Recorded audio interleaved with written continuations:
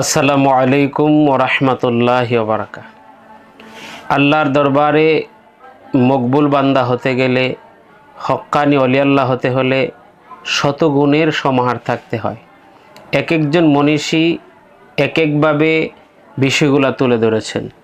হজরতে আব্দুল কাদির জিলানী রহমতুল্লাহ আলাই উনি বলেন, কোনো মানুষ যদি প্রকৃত আল্লাহর অলি হতে চায় তার জন্য 12টি গুণ আবশ্যক। এই 12টি গুণের মধ্যে উনি একটু ভিন্নভাবে উপস্থাপন করেছেন যে আল্লাহ রাব্বুল আলামিন হতে 2টি গুণ, হুজুর পাক সাল্লাল্লাহু আলাইহি সাল্লাম হতে 2টি গুণ এবং 4 জন প্রধান খলিফা থেকে 2টি করে 8টি গুণ, সর্বমোট 12টি গুণ।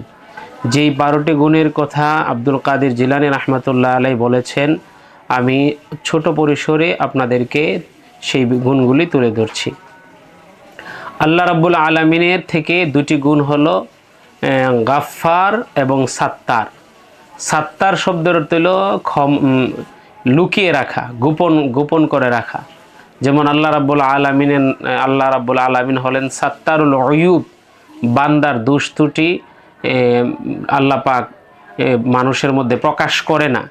এই জন্য আমরা যারা আব্দুস সাত্তার, আল্লাহ রাব্বুল আলামিনের বান্দা, আমাদেরও উচিত একান্তভাবে কোনো শরঈ কোনো কারণ না থাকলে ব্যক্তিগতভাবে কারো প্রোফাইলে আঘাত না করা বা প্রোফাইল নিয়ে চর্চা না করা। এটা আদৌ কোনো অলি আল্লাহর বৈশিষ্ট্য নয়। সাত্তার মানে গোপনীয়তা রক্ষা করা। গাফফার হলো আল্লাহ পাকের অন্যতম একটি গুণবাচক নাম। কেউ অলি আল্লাহ হতে হলে তার মধ্যে এই গুণের বহিঃপ্রকাশ হতে হবে। অর্থাৎ কেউ যদি তার সাথে কোনো অন্যায় করে, সে আল্লাহর হস্তে ক্ষমা করে দিতে হবে। এই ক্ষমা করে দেওয়াটা আল্লাহ রাব্বুল আলামিনের গাফফার নামের একটি গুণের বহিঃপ্রকাশ। এই জন্য আল্লাহ থেকে 2টি গুণ, একটি হলো সাত্তার আর একটি হলো গাফফার, এই 2টি গুণ লাগবে। হুজুর পাক সাল্লাল্লাহু আলাইহি সাল্লাম থেকে 2টি গুণ, একটি হলো শাফিক আর একটি হলো রফিক। শাফিক রফিক হলো দয়া, মায়া, মমতা। অর্থাৎ হিংস্র মনোভাব হওয়া যাবে না, নমনীয় হতে হবে, শাফকাত থাকতে হবে, রাফকাত থাকতে হবে মানুষের প্রতি একটা সফট মাইন্ডেড মনোভাব নিয়ে মানুষের সাথে চলাফেরা করতে হবে। উগ্র বা হিংস্র মনোভাবাপন্ন হলে এটা আপনি অলিউল্লাহ হওয়ার একটা বিশেষ অন্তরায়। এজন্য হুজুর পাক ইসলাম থেকে 2টি গুণ, শাফিক এবং রফিক, এই 2টি গুণের সমন্বয় যাদের মধ্যে হবে তারা অলি আল্লাহ হওয়ার ক্ষেত্রে অনেকটা এগিয়ে থাকবে। সিদ্দিক আকবর আবু বকর সিদ্দিক রাদিয়াল্লাহু তাআলা বলেন যে কেউ যদি অলি আল্লাহ হতে হয়, ওনার থেকে যে 2টি গুণ নেওয়া হয়েছে, একটি হলো সাদেক আর একটি হলো মুতাসাদ্দেক। সাদেক মানে সত্যবাদী। অর্থাৎ কেউ যদি মিথ্যা কথা বলে, এটা তো আসলে খুবই মন্দ এবং দূষণীয় একটি স্বভাব হলো মিথ্যা কথা বলা। এজন্য যারা অলি আল্লাহ হতে চায় বা অলি আল্লাহ হওয়ার আগ্রহী আছে, অবশ্যই তাদেরকে সত্যবাদী হতে হবে। আর মুতাসাদ্দিক মানে হুসনে জান, অন্যের ব্যাপারে আমার সত্য ধারণা থাকতে হবে। একান্তভাবে কারো ব্যক্তিগত বিষয় যথাযথ না জেনে যে উনি ভালো না, মানে অনুচিত কথা বলা বা অনুচিত চিন্তা করা, এটা আদৌ উচিত নয়। এরপরে হজরতে উমর ইবনুল খাত্তাব রাদিয়াল্লাহু তাআলা থেকে যে 2টি গুণ, সেটি হলো আম্মার আর হলো নাহা।